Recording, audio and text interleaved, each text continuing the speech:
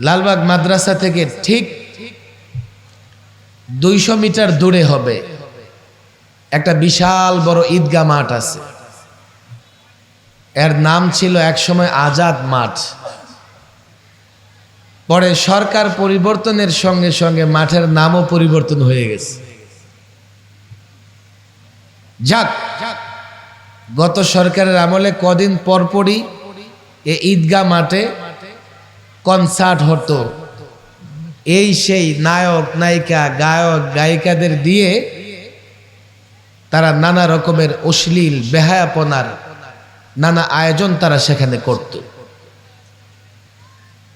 আলেমরা যেহেতু মজলুম ছিল, বাধা দিলেও আলেমদের কথা তারা শোনে নাই। ঠিক আজকের দিনে পরিবর্তিত এই অবস্থায় কিছু যুবক তারা উদ্যোগ নিল যে আজকে তারা একটা কনসার্ট করবে এবং এই কনসার্ট ছিল নেক সুরতে, নেক কাজের জন্য। কাজটা কি জানেন? তারা ঘোষণা দিয়েছে আমরা বন্যার্তদের জন্য ত্রাণ সংগ্রহ করব, আর ত্রাণ সংগ্রহের জন্য আমরা এই কনসার্টের আয়োজন করেছি।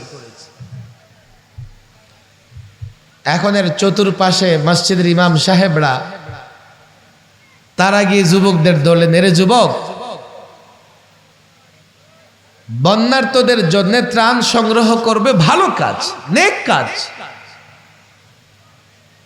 কিন্তু সেই নেক কাজ করবে গুনার কাজের মাধ্যমে। এটা তোমাদের কেমন বিবেক বলো? নেক কাজ করতে চাও অথচ গুনার কাজের আয়োজন করতেছো। আশেপাশের ইমাম সাহেবরা যখন ধরলেন, যুবকরা বুঝতে পেরেছে।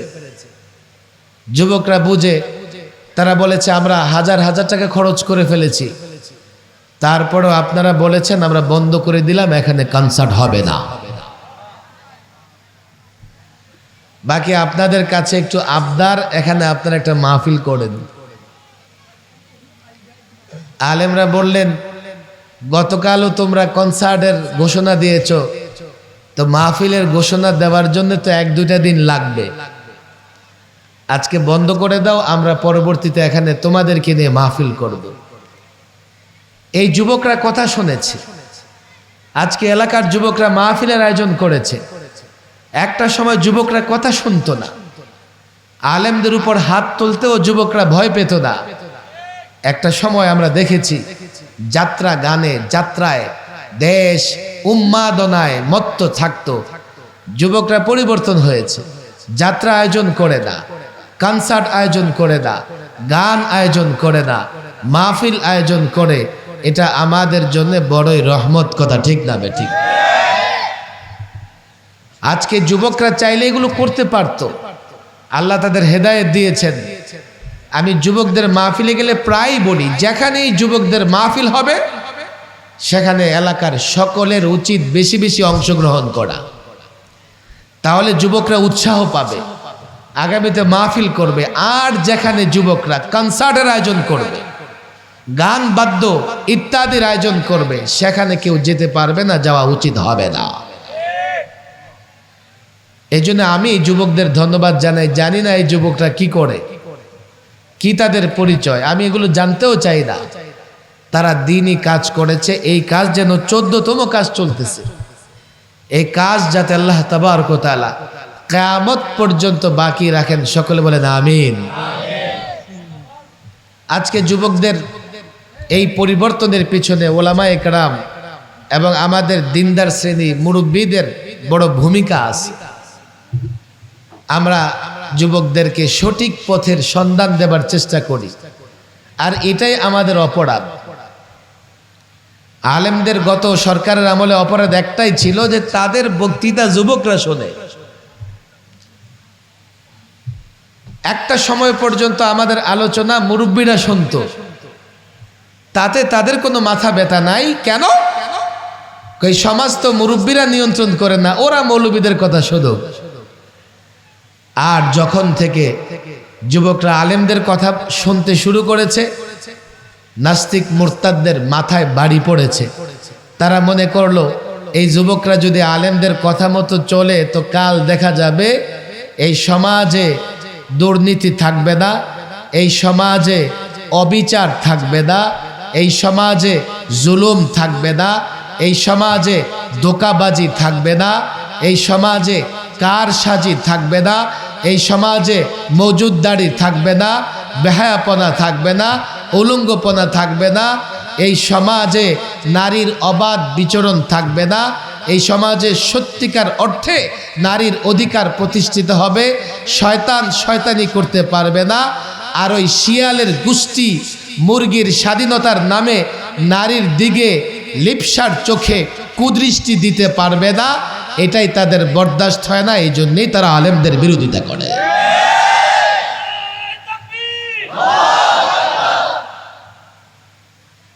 আজকে তো আমার দেশটা দুর্নীতির স্বর্গে পরিণত হয়েছে। দেখেন, যে কোনো দলের সঙ্গে আপনার সম্পর্ক থাকতে পারে, কিন্তু দুর্নীতি চুরি যেই করবে সে দেশের দুশ্মন, সে মানবতার দুশ্মন। এই যুব সমাজ যদি ঠিক হয়ে যায়, আজকে ছাত্রদের মাধ্যমে একটা বিপ্লব সাধিত হয়েছে। আমি প্রায় বলি যে বাংলাদেশে এখন তালেবান সরকার ক্ষমতায় আছে। বলবেন যে এটা আপনি আবার কি বললেন? কেন? একটা সময় তালেবান বললেই বলতো যে জঙ্গি, মৌলবাদী, সাম্প্রদায়িক, উগ্রবাদী। কথা ঠিক না বেঠিক? আমরা বহু বুঝাবার চেষ্টা করেছি। আরে বোকার দলেরা, তালেবান মানে জঙ্গি সন্ত্রাসী কে বলেছে তোমাদের? তালেবান হচ্ছে আফগানি শব্দ। আফগানি ভাষায় ছাত্রকে তালেবান বলে। আফগানিস্তানে যেহেতু অভ্যুত্থান করেছে, বিপ্লব করেছে ছাত্ররা, আর তাদের বিপ্লবের পরে সরকার গঠিত হয়েছে, সেজন্যে সেই সরকারকে বলে তালেবান সরকার।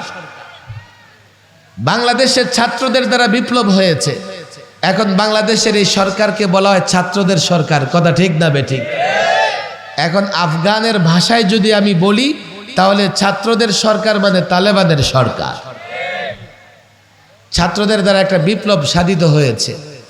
এখন দেশবাসী একটা স্বপ্ন দেখতেছে, এই রাষ্ট্রে ইনসাফ কায়েম হবে, ন্যায় বিচার কায়েম হবে, মারামারি থাকবে না, জুলুম থাকবে না, জুলুম পাল্টা জুলুম, ঘাত প্রতিঘাত থাকবে না, আমরা সকলে মিলে শান্তিতে বসবাস করব। কিন্তু এটা মনে রাখতে হবে, মনে রাখতে হবে, এটা বিপ্লব আমরা করেছি, অভ্যুত্থান আমরা করেছি, কিন্তু শান্তিতে বসবাস করতে হলে একটা ফর্মুলা দরকার, একটা সংবিধান দরকার, নীতিমালা দরকার। কে দেবে সেই ফর্মুলা? কে দেবে সেই সংবিধান? কে দেবে সেই নীতিমালা? আমি যুবকদের বলি, ছাত্রদের বলি, বুঝবার চেষ্টা করো। পৃথিবীতে নানা দেশে বিপ্লব প্রতি বিপ্লব সংগঠিত হয়েছে, নানা দেশে অভ্যুত্থান হয়েছে, নানা দেশে নানা রকমের পট পরিবর্তন হয়েছে। পট পরিবর্তনের পরে শান্তি আসে নাই, পট পরিবর্তনের পরে শৃঙ্খলা আসে নাই, পট পরিবর্তনের পরে ইনসাফ কায়েম হয় নাই, পট পরিবর্তনের পরে সামাজিক ন্যায় বিচার কায়েম হয় নাই, পট পরিবর্তনের পরে যুবক তার অধিকার খুঁজে পায় নাই, শিশু তার অধিকার খুঁজে পায় নাই, নারী তার অধিকার খুঁজে পায় নাই। কারণ কি? চেয়ে দেখো, তাকিয়ে দেখো, আর ১৫০০ বছর আগে আল্লাহর নবী মুহাম্মদ আরবির নেতৃত্বে যে পরিবর্তন এসছে, মদিনায় ছোট্ট একটা রাষ্ট্র প্রতিষ্ঠিত হয়েছে, সেই রাষ্ট্রে নারী তার অধিকার ফিরে পেয়েছে, শিশু তার অধিকার ফিরে পেয়েছে, প্রতিবেশী তার অধিকার ফিরে পেয়েছে, চাকর তার অধিকার ফিরে পেয়েছে, মনিব তার অধিকার ফিরে পেয়েছে, এমনকি পশু পাখিও তার অধিকার ফিরে পেয়েছে। কেন? একটাই তাদের কাছে ফর্মুলা ছিল, সংবিধান ছিল, নীতিমালা ছিল। পরিষ্কার বলি, বিপ্লব করেছ, বিপ্লব করেছি, বিপ্লব ভালোর জন্যে, বিপ্লব শান্তির জন্যে, চূড়ান্ত শান্তির জন্যে, চূড়ান্ত ইনসাফের জন্যে একটা সংবিধান লাগবে, সেটা আমাদের কোরআন। একটা গাইডলাইন লাগবে, একজন গাইডলাইন দাতা লাগবে, সেটা মুহাম্মদ আরবি। মুহাম্মদ আরবির গাইডলাইন ধরো, কোরআন মানো, তাহলেই প্রকৃত শান্তি প্রতিষ্ঠিত হবে। আপনারা বলবেন, হুজুর আপনি তো বলেছেন, তার প্রমাণ কি? বাংলাদেশে রাসূলুল্লাহর আদর্শ দ্বারা শান্তি প্রতিষ্ঠা হবে, এই কথা আপনারা যত সহজে মানতেছেন, আমাদের শিক্ষিত সমাজ এতটা সহজে মানবে? আপনাদের কষ্ট না হলে আমি লম্বা কথা বলবো না। ওয়াজ অনেক করেছি, ওয়াজ করতে গিয়ে বুকে পাথর চাপা দিয়ে ওয়াজ করেছি, এমনও বহু ওয়াজ করতে হয়েছে। মঞ্চের দিকে অগ্রসর হচ্ছে আর মনে হচ্ছে পৃথিবীটা সংকীর্ণ। এই মুক্ত আকাশের নিচেও আমি মুক্ত না। রাস্তায় বের হয়েছি, মনে হতো আমি পরাধীন। 40টার বেশি মামলা নিয়ে ঘোরাফেরা করতে হয়েছে। এরপরেও হকের কথা বলেছি, সত্য কথা উচ্চারণ করেছি। একটা পরিবর্তন হয়েছে। পরিবর্তিত সময়ে আমি যুবকদের হাতে পায়ে ধরে, মুরব্বীদের হাতে পায়ে ধরে বলি, দেখো পরিবর্তন হয়েছে, কিন্তু শান্তি প্রতিষ্ঠার জন্য রাসূলুল্লাহর আদর্শের কোনো বিকল্প নাই। বলবেন হুজুর তা তো আমরা জানি শুনি, এর কি কোনো বাস্তবতা আছে? হ্যাঁ, বাস্তবতা আছে। তুমি অশান্তির জায়গাগুলো চিহ্নিত করো। আমাদের ঘরে ঘরে অশান্তি আছে না নাই? আমাদের সমাজে অশান্তি আছে না নাই? আমাদের রাষ্ট্রে অস্থিরতা, অশান্তি আছে না নাই? দুর্নীতির ইতিহাস কিন্তু আমরা প্রথমবার শুনতেছি এমন না, আগেও আমরা দুর্নীতির ইতিহাস শুনেছি। দুর্নীতি বন্ধ হয় না কেন? নারী নির্যাতনের ইতিহাস আমরা আগেও শুনেছি, নারী নির্যাতন বন্ধ হয় না কেন? শ্রমিক নির্যাতন, শ্রমিকদের উপর জুলুমের ইতিহাস আমরা আগেও শুনেছি, বন্ধ হয় না কেন? একটাই কারণ, আমাদের কাছে এই জুলুম নির্যাতন বন্ধের কোনো ফর্মুলা নাই। সেটা ফর্মুলা রাসূলুল্লাহ ১৫০০ বছর আগে সাহাবায়ে কেরামের মধ্যে ছেড়েছিলেন। যারা মেনেছে, পর্যায়ক্রমে যারা মেনেছে, তারা সুখ এবং শান্তিতে ছিল। আপনি ঘরের অশান্তি দূর করবেন। আমি জানি না, আপনারা তো পত্র পত্রিকা পড়েন। হঠাৎ করে একদিন আমি বাংলাদেশের এক জাতীয় দৈনিকে দেখলাম, ভালো করে শোনেন কথা, জাপানে দূরবাসী বিয়ের সংখ্যা বাড়তেছে। আমি তো হেডলাইন দেখে অবাক, আরে দূরবাসী বিয়ে, এটা আবার কোন বিয়ে? আমি সাধারণত পত্রিকা লম্বা সময় নিয়ে পড়ি না। পত্র পত্রিকা আপনি যতই পড়বেন, ওই 2-4 দিন আগে যা পড়ছেন আজকে কিন্তু মনে রাখতে পারবেন না।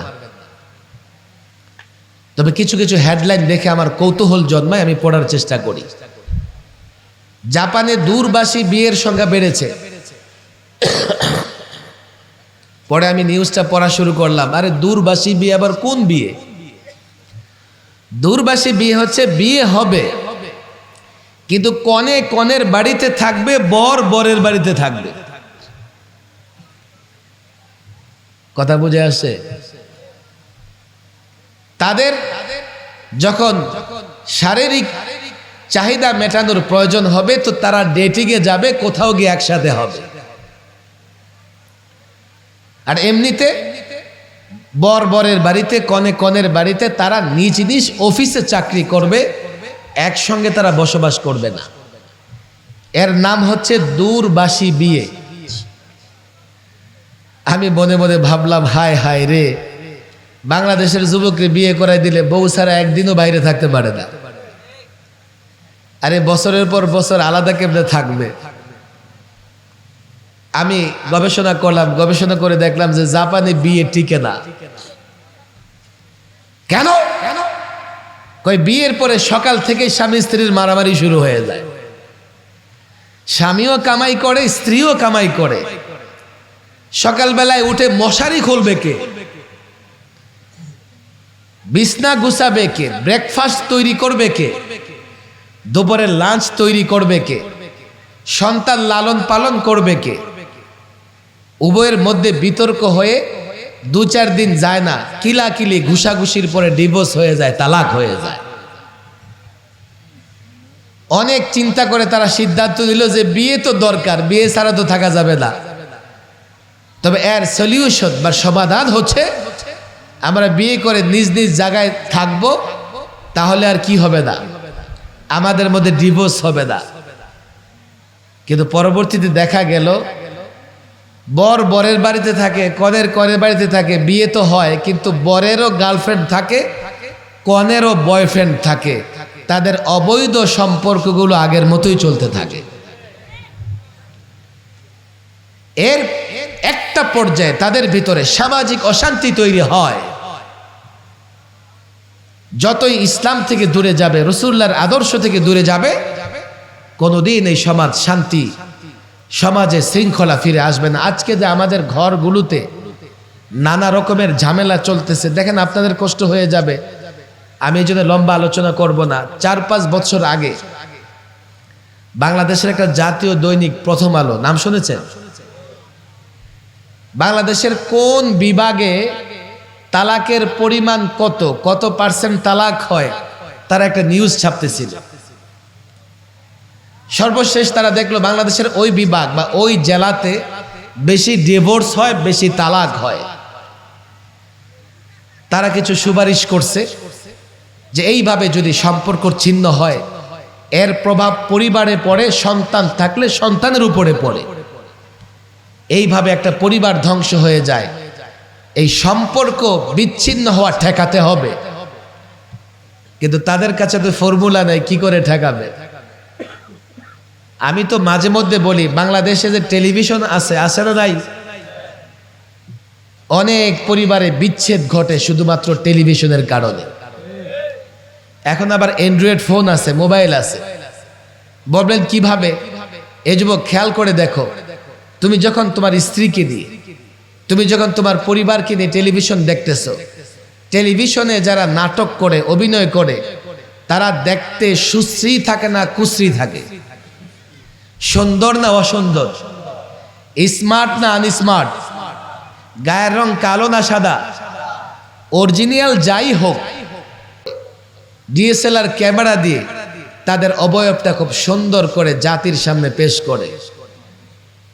একজন নারী যখন দেখতে থাকে, নাট্যকারের দিকে, নায়কের দিকে দেখে কত স্মার্ট, কত সুন্দর করে কথা বলে, কত সুন্দর পোশাক পরে, সিনা কত চওড়া, বাহু কত মোটা, দেখে দেখে ভাবতে থাকে হায় হায় হায়, জীবনটাই বরবাদ। পাশে বসে আছে সলিমুদ্দিনের বাপ, দেখতে লাগে কুলির মতো। এখন এই সলিমুদ্দিনের বাপের দিকে মহিলার আকর্ষণ থাকবে না টেলিভিশনের নায়কের দিকে?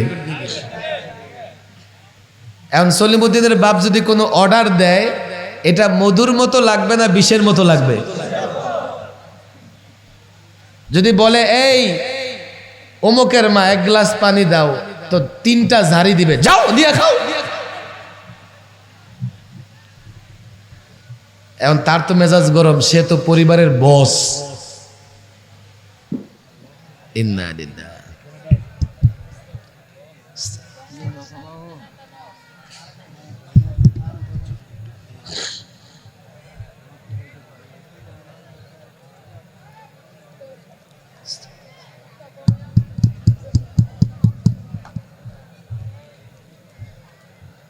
দেরি হবে, সবাই একটু জিকির করি, লা ইলাহা ইল্লাল্লাহ, লা ইলাহা ইল্লাল্লাহ, সকলে সকলে, ইল্লাল্লাহ, লা ইলাহা ইল্লাল্লাহ, লা ইলাহা ইল্লাল্লাহ, ইল্লাল্লাহ, লা ইলাহা, লা ইলাহা ইল্লাল্লাহ, ইলাহা ইল্লাল্লাহ, লা ইলাহা ইল্লাল্লাহ। সকলে পড়ি একসঙ্গে, ইল্লাল্লাহ, লা ইলাহা ইল্লাল্লাহ ইল্লাল্লাহ লা ইলাহা ইল্লাল্লাহ লা ইলাহা ইল্লাল্লাহ মুহাম্মাদুর রাসূলুল্লাহ সাল্লাল্লাহু আলাইহি ওয়াসাল্লাম। আপনাদের কষ্ট হচ্ছে না তো?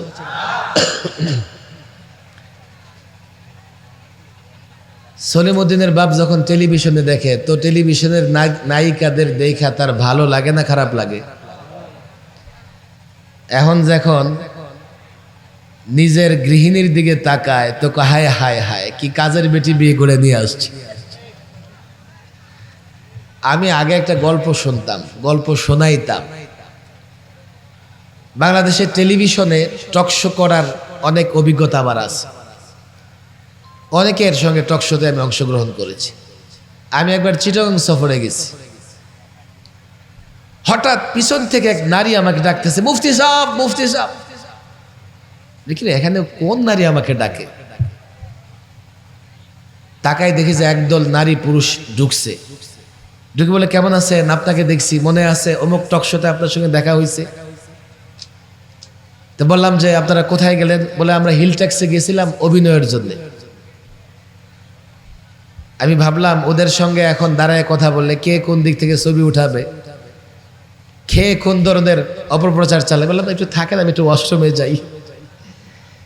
দৌড়ে গিয়ে ওয়াশরুমে ঢুকছি, আর মনে মনে ভাবতেছি এগুলো যতক্ষণ বিমানে না ওঠে আমি আর বের হবো না।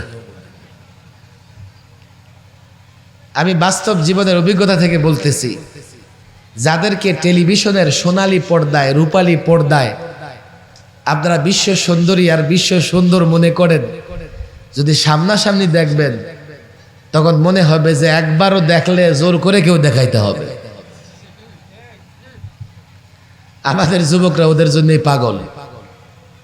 টেলিভিশনের ক্যামেরায় দেখে স্বামী তার স্ত্রী থেকে মন উঠে যায়, স্ত্রীর মন উঠে যায় স্বামী থেকে, তো তাদের ভিতরে একটা বিদ্বেষের জায়গায়, রাগারাগির জায়গা, একটা অসহনশীলতার জায়গা তৈরি হয়। ফলে স্বামীর আদেশ স্ত্রীর কাছে, স্ত্রীর আদেশ স্বামীর কাছে বিষাক্ত মনে হয়। ঝগড়া জাতি শুরু হয়, এক পর্যায়ে তাদের মধ্যে ডিভোর্স ছাড়াছাড়ি হয়ে যায়। কথা ঠিক না বেঠিক? 2 নম্বর দায়ী হচ্ছে যারা বেপরদা নারী, তারা। যুবক যখন ঘর থেকে বের হয় আর বেপরদা নারীকে যখন হেলে দুলে চলতে দেখে, তখন স্ত্রীর প্রতি তার যে মনোযোগ থাকা দরকার সেটা নষ্ট হয়ে তার মনোযোগ ওই পর যুবকের যুবতীর দিকে তৈরি হয়ে যায়। কথা ঠিক না বেঠিক? এগুলো অবাস্তব না। আমি মৌলভী সাহেব হলেও আমিও তো বাস্তবতায় আছি। আপনাদের কাছে অনুরোধ, দেখেন লম্বা কথা আমি বলবো না, মেহমান যেহেতু আমার আগেই চলে আসছেন, আমরা আমাদের ঘরে শান্তি চাই না চাই না? রাসূলুল্লাহর নীতিতে শান্তি, এর বাইরে কোথাও শান্তি নাই। আমরা সমাজে শান্তি চাই কি চাই না? বলবেন হুজুর এই কথার কি কোনো বাস্তবতা আছে? কে বলেছে বাস্তবতা নাই? আইয়ামে জাহিলিয়াত, অন্ধকার যুগে ঘরে শান্তি ছিল না, সমাজে শান্তি ছিল না, রাষ্ট্রে শান্তি ছিল না। সমাজ রাষ্ট্রে সর্বত্র শান্তি এসেছে যখন তারা রাসূলুল্লাহর আদর্শ মেনে চলেছে। কথা ঠিক না বেঠিক? আমাদের রাষ্ট্রে শান্তি নাই। 50 বছর 52 বছর দেশটা স্বাধীন হয়েছে। আমাদের পরে স্বাধীন হয়েছে এমন অনেক দেশ একেবারে কত উন্নতির উঁচু শিখরে পদার্পণ করেছে, আর আমরা 52 বছরে এখনো মারামারি বন্ধ করতে পারি নাই। আমি এই প্রজন্মের যুবকদের বলবো, রাজনীতি করতে চাও, নেতৃত্ব দিতে চাও, কে বলেছে তোমাকে রাসূলুল্লাহর আদর্শে রাজনীতি নাই? তোমাকে কে বলেছে কোরআন সুন্নাহ মেলে রাজনীতি করলে রাজনীতি করতে পারবে না? কে বলেছে তুমি নেতৃত্ব দিতে পারবে না? আমি তো বলি, আল্লাহর নবীর আদর্শ মেনে, রাসূলুল্লাহর সুন্নাহ মেনে, আল্লাহর নবীর নির্দেশনা মেনে যদি রাজনীতি করো, আমি যুবকদের বলি, এই প্রজন্মের যুবকদের বলি, মাদ্রাসার ছাত্রদের বলি, আলেমদের বলি, তুমি এই পশ্চিমাদের নীতি ফর্মুলা মেনে ছোট্ট একটা দেশ শাসন করতেছো, তাও স্বাধীনভাবে নয়। যেই ক্ষমতায় আসুক, কেউ পূর্ব দিকে কেউ পশ্চিম দিকে সেজদা করে, কেউ মাথা নত করা ছাড়া সঠিকভাবে রাষ্ট্র চালাতে পারে না। তুমি কি জানো, ছোট্ট রাষ্ট্র নয়, গোটা পৃথিবী মুসলমানরা শাসন করেছে, আর পশ্চিমারা মুসলমানদের সামনে মাথা নত করে রেখেছিল। তাও কয় বছর? আমি যুবকদের বলি, তাও কয় বছর? তাদের তো তোমরা গোলামি করো, কিন্তু কয় বছর ক্ষমতায় থাকতে পারো? যদি 10 বছর 15 বছর থাকো, পরে তোমাদের বিদায়টা এমন হয় আরো 15 বছরের জন্য তোমাদের ঘুম হারাম হয়ে যায়। আমি যুব সমাজকে বলি, যদি রাসূলুল্লাহর নির্দেশনা মানো, এই 56,000 বর্গমাইলের বাংলাদেশ নয়, গোটা পৃথিবীর রাজত্ব করতে পারবে। যদি রাসূলুল্লাহর নির্দেশনা মানো, শুধুমাত্র এই ছোটখাটো উন্নতি নয়, তোমরা এমন উন্নতি করবে গোটা পৃথিবী তোমাদেরকে রোল মডেল মনে করবে। আফগানিস্তান যুদ্ধ বিধ্বস্ত একটা দেশ। বলবেন হুজুর 20 বছর যুদ্ধ করতেছে। না না না, আফগানিরা যুদ্ধ করতেছে 400 বছর যাবত। আমি এই যুবকদের ইতিহাস পড়তে বলবো। আর এই লাস্ট 50 বছর প্রথমে তারা যুদ্ধ করেছে সোভিয়েত ইউনিয়নের বিরুদ্ধে, রাশিয়ার বিরুদ্ধে। আফগানিস্তানের সঙ্গে লড়াই করে রাশিয়া টুকরা টুকরা হয়ে গেছে। তালেবান ক্ষমতায় এসছে, তো আমেরিকা নেটো একসঙ্গে আফগানিদের বিরুদ্ধে লড়াই করেছে, যুদ্ধ করেছে। কথা ঠিক না বেঠিক? এই যুদ্ধ চলেছে কমপক্ষে 22 বছর 21 বছর। একটা যুদ্ধ বিধ্বস্ত রাষ্ট্র এই গত 1.5 বছরে এতটা উন্নত করেছে, অনেক রাষ্ট্র 50 বছরও এতটা উন্নত করতে পারে নাই। কারণ একটাই, তারা কোরআনের শাসন, কোরআনের বিধিবিধান মেনে চলেছে। আমি তো বলি বাংলাদেশের মতো ক্ষুদ্র রাষ্ট্র নয়। বলবেন হুজুর আপনি চাপা পিটান, আপনি বলেন গোটা পৃথিবী আমরা রাজত্ব করব, ওই সেরা খেতায় ঘুমায়া বিশ্বজয়ের স্বপ্ন আপনারা দেখেন। এমন কথা বলে এমন লোক আছে না নাই? আরে আমরা সেরা কাথায় ঘুমায়া বিশ্বজয়ের স্বপ্ন দেখি না, আমরা বাস্তবেই বিশ্ব জয় করেছিলাম এবং বাস্তবে আমরা বিশ্ব শাসন করেছি। কথা ঠিক না বেটি? বলবেন হুজুর প্রমাণ কি? দেখেন এখন এমন একটা সময় প্রত্যেকের পকেটে অ্যান্ড্রয়েড ফোন আছে না নাই? আবার ফোনের ভিতরে মিস্টার গুগল সাহেব অপেক্ষা করতেছেন। আপনি এখন মিস্টার গুগলকে জিজ্ঞেস করেন, এরে মিস্টার গুগল, সাকত সাহেব তো বললো যে মুসলমানরা গোটা পৃথিবী শাসন করেছে, আচ্ছা আমাকে বলো দেখি মুসলমানরা গোটা পৃথিবী কতদিন শাসন করেছে? মিস্টার গুগল সঙ্গে সঙ্গে বলে দেবে, এই মুসলমানরা ইউরোপ স্পেন কম পক্ষে 782 বছর শাসন করেছে, আর গোটা দুনিয়া শাসন করেছে কমপক্ষে 1000 বছর। আরে তোমাদের পূর্বপুরুষ মুসলিম শাসকরা যদি ইউরোপ জয় না করত, ইউরোপ আবাদ না করত, এখনো ইউরোপের লোকদের পাহাড়ের গর্তে ঘুমাইতে হইতো, বিজ্ঞান চর্চা তো দূরের কথা, ঘর বাড়ি বানায়াও থাকতে পারত না। আমি এই প্রজন্মের যুবকদের বলে, রাজনীতি করতে চাও, সমাজ সেবা করতে চাও, তোমার কাছে একটা রোল মডেল আছে, রাসূলুল্লাহ সাল্লাল্লাহু আলাইহি ওয়াসাল্লাম, যার আদর্শ, এই তো তার আদর্শ, তার আবির্ভাবের, তার আদর্শ চর্চার একটা মাস আমাদের সামনে চলে আসছে, রবিউল আউয়াল মাস। রাসূলুল্লাহর আগমন এবং রাসূলুল্লাহর বিদায় এই মাসে আমি একটা ওয়াদা এই যুবকদের থেকে নিতে চাই, আমরা রাসূলুল্লাহর আদর্শ শক্তভাবে ধরব তো ইনশাআল্লাহ। পাক্কা ওয়াদা করেন, হাত উঠান।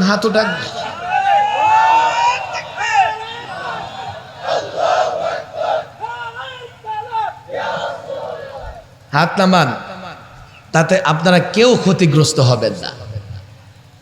আলোচনা করতে গেলে অনেক সময় লেগে যাবে। কেউ প্রশ্ন করতে পারে, হুজুর বিজ্ঞানের যুগেও কি 1500 বছর আগে রাসূলুল্লাহ এসেছেন, তার আদর্শ চলে? বিজ্ঞানের যুগে রাসূলুল্লাহর আদর্শ চলে না? আপনাদের সন্দেহ আছে? বলেন বিজ্ঞানের যুগে রাসূলুল্লাহর আদর্শ চলবে না? আরো জোরে বলেন, চলে না চলে না? চলে না চলে না? কথা তো অনেক, আমি এক একটা এক্সাম্পল দিলে সারা রাত দিতে পারবো যে রাসূলুল্লাহর আদর্শ আর একদিকে বিজ্ঞান রাখো। এখন দুটাকে তুলনা করে দেখো। একটা সময় পর্যন্ত বর্তমান যারা বিজ্ঞান শাসন করে, পশ্চিমা বিজ্ঞানীরা ইসলাম নিয়ে তত গবেষণা করতো না। এখন তারা ইসলাম দিয়ে গবেষণা শুরু করেছে। কেন জানেন? আল্লাহু আকবার। যেই ফ্রান্সে হিজাব নিষিদ্ধ, সেই ফ্রান্সের যুবকরা দলে দলে ইসলাম গ্রহণ করতেছে। যেই ফ্রান্সে আল্লাহর নবীর ব্যঙ্গচিত্র প্রদর্শিত হয়েছিল, যেই ফ্রান্সে রাসূলুল্লাহকে সন্ত্রাসী দেখিয়ে কার্টুন ছেপেছিল, যে ফ্রান্সের রাষ্ট্রীয় ভবনে আল্লাহর নবীর অশ্লীল ব্যঙ্গচিত্র প্রদর্শিত হয়েছিল, সেই রাষ্ট্রে কেন অমুসলিমরা মুসলমান হচ্ছে? সেই গবেষণা করতে গিয়ে তারা দেখলো যে আসলে ইসলাম আপডেট, ইসলামের সঙ্গে কোনোদিন বিজ্ঞান পেরে উঠতে পারবে না। কিয়ামত পর্যন্ত ইসলাম যত গবেষণাই রেখে গেছে না কেন, যদি বিজ্ঞান সঠিকভাবে গবেষণা করতে থাকে তো ইসলাম থেকে অন্য কোথাও যেতে পারবে না। আমি তো বলি, দেখেন বিজ্ঞান অনেক উন্নত হয়েছে। আগে এখান থেকে হজ করতে 6 মাস লাগতো, এখন 12 ঘন্টার মধ্যে মক্কা মদিনা জিয়ারত করে চলে আসা যায়। কথা ঠিক না বেঠিক? এর আগে তো যাওয়ার রাস্তাই ছিল না।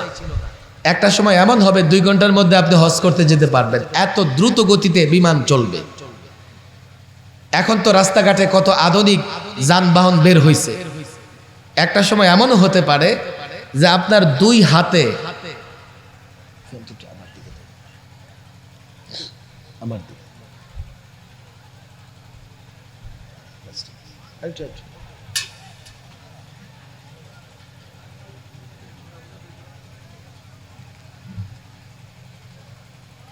ভবিষ্যতে বিজ্ঞান কি কি আবিষ্কার করবে, এমন হতে পারে বিজ্ঞান 2টা ডানা পাখা আবিষ্কার করবে। আপনি 2 ডানাকে আপনার 2 হাতের সঙ্গে বাঁধবেন, ছোট্ট একটা ডিভাইস দিবে, এটা এখানে রাখবেন পকেটে, ছোট্ট একটা ব্যাটারি ট্যাটারি দিয়ে একটা মেশিনও থাকবে তার মধ্যে। আপনি সুইচ টিপবেন, এরপরে পাখির মতো ডানা মেলে আকাশে উঠতে থাকবেন। এটা বিজ্ঞানের জন্য কঠিন না, হয়তোবা খুব দ্রুত এমন দেখা যাবে। এখন রাস্তাঘাটে মানুষের জট হয়, একটা সময় আকাশে মানুষের মধ্যে জট হবে, টক্কর খাবে আকাশে, হতে পারে। এখন 6 ঘন্টায় হজ করা যায়, হতে পারে একটা সময় আধা ঘন্টায় হজ করবে। বিজ্ঞান অনেক উৎকর্ষ সাধন করবে, কিন্তু যতই উৎকর্ষ সাধন করুক বিজ্ঞান আকাশের ঠিকানা খুঁজে পাবে না। অথচ মেরাজের রজনীতে রাসূলুল্লাহ সাল্লাল্লাহু আলাইহি ওয়াসাল্লাম কিছুটা সময়ের মধ্যে বাইতুল্লাহ থেকে বাইতুল মুকাদ্দাস, বাইতুল মুকাদ্দাস থেকে প্রথম আকাশ, দ্বিতীয়, তৃতীয়, চতুর্থ, পঞ্চম, ষষ্ঠ, সপ্তম সিদরাতুল মুনতাহা পর্যন্ত সফর করেছেন। বিজ্ঞান অহংকার করো, তাহলে বলো দেখি কবে তোমরা সিদরাতুল মুনতাহায় যেতে পারবে? এখন পশ্চিমারা গবেষণা করতেছে আমার যুবকরা কেন ইসলাম গ্রহণ করতেছে। তারা গবেষণা করে করে দেখলো যা কিছু কল্যাণ সব ইসলামে আছে। আলহামদুলিল্লাহ বলেন। আমরা কিন্তু মুসলমানরা বিজ্ঞান জানি না, বিজ্ঞান জানি না, কিন্তু ইসলাম মেনে মেনে বিজ্ঞান যা আবিষ্কার করবে, বিজ্ঞান যত থিওরি দেবে, ইসলাম মানার কারণে সব আমরা বিজ্ঞানের সমস্ত আবিষ্কারের সফলতা আমরা ভোগ করতেছি শুধুমাত্র ইসলাম মানবার কারণে। কথা ঠিক না বেঠিক? অনেক কথা। আমাদের বিশ্বাসের জায়গাটা ঠিক করতে হবে। যদি বিশ্বাসের জায়গা আমরা ঠিক করতে না পারি, আমরা কিন্তু কোমর সোজা করে দাঁড়াতে পারবো না। তাহলে রাসূলুল্লাহর আদর্শে শান্তি আছে না নাই? ন্যায় ইনসাফ রাসূলুল্লাহর আদর্শে আছে না নাই? সমাজের শান্তি কোথায় আছে? রাসূলুল্লাহর আদর্শে। ঘরের শান্তি কোথায় আছে? রাষ্ট্রের শান্তি কোথায় আছে? আপনি যদি মনে করেন সাম্যের অর্থ ব্যবস্থা কায়েম করবেন, তাহলে রাসূলুল্লাহর অর্থনীতি লাগবে। কথা ঠিক না বেঠিক? আপনি যদি মনে করেন ন্যায় বিচার কায়েম করবেন, তাহলে রাসূলুল্লাহর বিচার ব্যবস্থা লাগবে। আপনি যদি মনে করেন একটা সফল রাষ্ট্রনায়ক হবেন, তাহলে রাসূলুল্লাহর রাষ্ট্র পরিচালনায় যত নীতি আছে আপনাকে তা মেনে চলতে হবে। দেখেন অনেক কথা। আপনি যদি মনে করেন সমরবিদ হবেন, আপনি একেবারে অধিনায়ক হবেন যুদ্ধের ময়দানে আপনি একেবারে বীর বাহাদুর হয়ে লড়াই করবেন, এর আদর্শ রাসূলুল্লাহর জীবনীতে আছে। কথা ঠিক না বেঠিক? এই জন্য এই প্রজন্মের যুবকদের বলবো, আগামী একটা মাসে কমপক্ষে ছোট্ট একটা সিরাতের কিতাব, রাসূলুল্লাহর জীবনী সম্বলিত কিতাব আমরা মোতালা করব তো ইনশাআল্লাহ? পাক্কা ওয়াদা? আর আলেমদের বলবো আগামী জুমা থেকে শুরু করবেন। আগামী জুমা থেকে শুরু করে অন্তত 2 মাস ধারাবাহিক রাসূলুল্লাহর জীবনী আলোচনা করবেন। কেমন করে আলোচনা করবেন? বর্তমানে যেই সমস্যা আছে সেই সমস্যায় রাসূলুল্লাহর জীবনীতে কি সমাধান আছে, সেই সমাধান যদি রাসূলুল্লাহর জীবন থেকে এই প্রজন্মকে দেওয়া হয়, তখনই এই প্রজন্ম রাসূলুল্লাহর জীবনী মেনে সফলতা ভোগ করতে পারবে। কথা ঠিক না বেঠিক? হয়তো মাওলানা চলে আসছেন, পাক্কা একটা ওয়াদা করেন, আমার দিকে তাকে একটা ওয়াদা, হাত তুলে ওয়াদা করেন, একটা কিতাব পড়বেন রাসূলুল্লাহর জীবনীর। পড়বেন তো? আরে পড়বেন তো? ওয়াদা কয়টা করছেন মনে আছে? এক, আমরা বিশ্বাস করি আমাদের শান্তি শৃঙ্খলা রাসূলুল্লাহর আদর্শে আছে না নাই? 2 নম্বর, আমাদের এই শান্তি শৃঙ্খলা রাসূলুল্লাহর আদর্শে আছে জানতে হলে রাসূলুল্লাহর জীবনী পড়তে হবে কি হবে না? এই জন্য আমরা সকলে এই ওয়াদা করেন। আমাদের আজকের প্রধান মেহমান মাওলানা নজরুল ইসলাম কাসিম সাহেব হুজুর চলে আসছেন। তো ইদানিং আসলে হজরতের সঙ্গে আরেকটা প্রোগ্রামও দেখা হয়ে গেছে। আজকে আমি এখানে কাছাকাছি এসে ভাবতেছিলাম যে ব্যাপারটা কি, এখানেও দেখি হুজুর আছে। অনেক সুন্দর আলোচনা করেন, অনেক মায়াবী কণ্ঠে আলোচনা করেন, অনেক দরদ এবং ব্যথা নিয়ে আলোচনা করেন। আর এখানে যেহেতু অনেক যুবকরা আছে, উনি এই আলোচনা করবেন, সুন্দর আলোচনা করবেন। কিন্তু আমি এই আলেম মাদ্রাসার ছাত্রদেরকে আরো ক্লিয়ার বলি, আমরা এই 2 মাসে একটা সিরাতের কিতাব অধ্যয়ন করব, মোতালা করব, পড়ে দেখবো তো ইনশাআল্লাহ? সবাই কিন্তু ইনশাআল্লাহ বলে না, পড়ব তো ইনশাআল্লাহ? আলেমদের সাথে মশওয়ারা করে আমরা ছোট্ট একটা কিতাব কিনবো।